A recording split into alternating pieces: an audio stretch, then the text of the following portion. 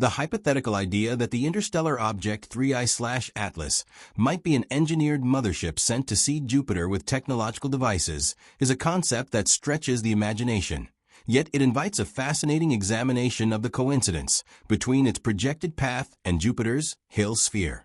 If such an object were indeed designed with a mission in mind, its arrival would need to be carefully timed and precisely positioned to fall within the radius of gravitational influence surrounding the giant planet.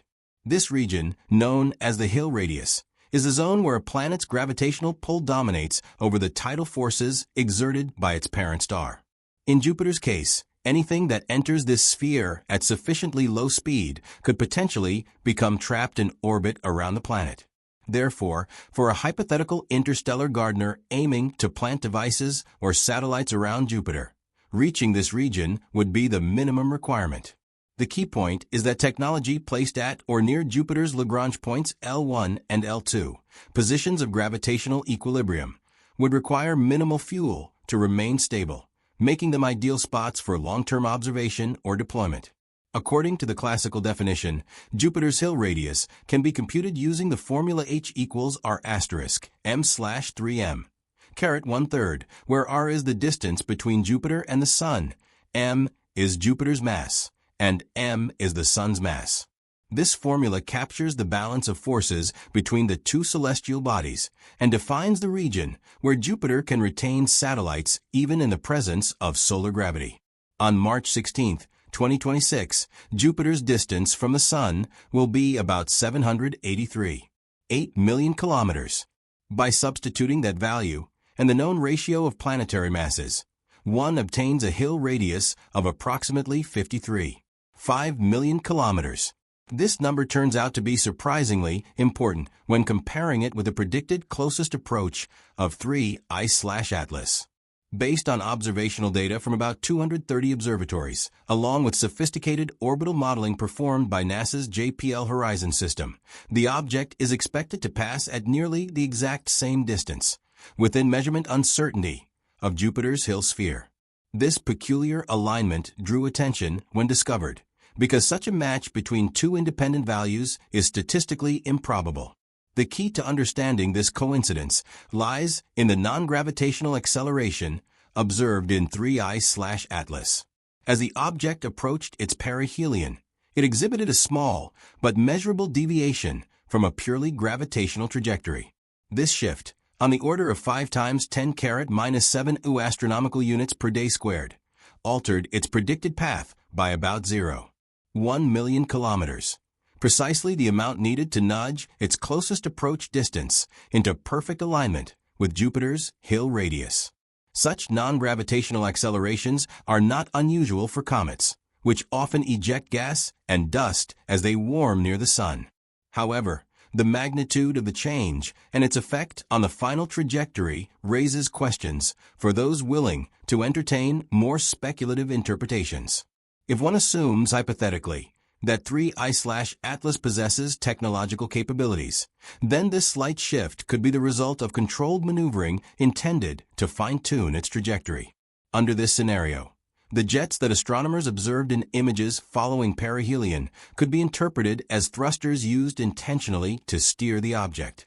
The fact that perihelion occurred while 3I/Atlas was hidden behind the Sun provides an added layer of intrigue, since ground-based telescopes had no visibility during that critical moment.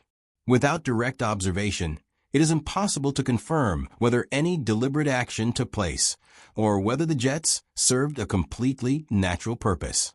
The rarity of the coincidence between the Hill radius and the minimum distance is noteworthy. A margin of only 0.06 million kilometers out of more than 53 million is a fractional difference of roughly 1 part in 1,000. But when one considers the full width of Jupiter's orbit, the coincidence is closer to 1 part in 26,000. This raises the question of probability. How likely is such a perfect alignment to occur by random chance? While purely statistical arguments do not prove intent, they invite exploration of whether other factors might be at play. This becomes especially compelling within a hypothetical framework that imagines 3I/Atlas as a deliberate interstellar probe. If such a device were designed to scatter technological seeds around Jupiter, making contact with the Hill sphere would be its most logical strategy. The region's gravitational stability and the relative fuel efficiency for long-term positioning would make it a natural target for such a mission. However, even if 3I/Atlas were to release devices near the Hill sphere, the task of transitioning them into a stable orbit would be extremely challenging. At its closest approach, 3I/Atlas will be traveling at a relative speed of nearly 65.9 kilometers per second with respect to Jupiter. Any payloads intended to remain around the planet would need to drastically reduce their speed through some form of propulsion.